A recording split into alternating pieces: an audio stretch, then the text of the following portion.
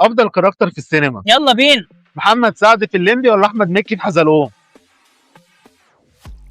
صعبة قوي، ايه ده؟ ايه يا عم الدخلة دي؟ لا، محمد سعد الليمبي. محمد سعد ولا علاء ولي الدين جواهر؟ الليمبي. خلصان. جواهر الليمبي. جميلة قوي. الليمبي ولا خالد صالح في حاتم باشا؟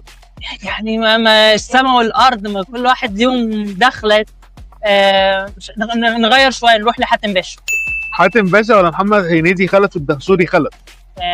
لا، حاتم باشا. ما تنسوش تعملوا لايك وشير واشتراك. حاتم باشا ولا احمد السقا في تيتو؟ احمد السقا في تيتو. تيتو ولا احمد السقا في منصور الحفني؟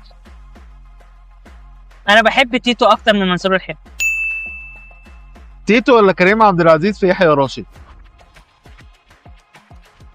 تيتو. احلى دور عمله احمد السقا. تيتو ولا عادل امام حسن سبانخ؟ حسن سبانخ. حسن سبانخ ولا عادل امام في زكي باشا؟ لا، زكي باشا في عمارة يعقوبيان سكول. زكي باشا ولا احمد ادم في القرموطي؟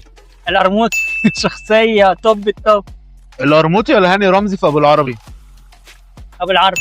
ابو العربي ولا محي الشرقاوي محمد هنيدي؟ 010 4102 محي الشراوي. محمد هنيدي ولا احمد حلمي شخصيه البرنس؟ لا، محي الشراوي. محي الشرقاوي ولا رؤوف في تيتا رهيبه؟ لا، تيتا رهيبة. رؤوف. رؤوف ولا قطاطا محمد سعد؟ قطاطا. طبعا قطاطا. قطاطا ولا بوحه محمد سعد؟ بوحة محمد. بوحه ولا محمود عبد العزيز في الشيخ حسني؟ لا، طبعا محمود عبد العزيز الشيخ حسني. وده كان راي شريف. عندكم راي اكتبوا في كومنتات.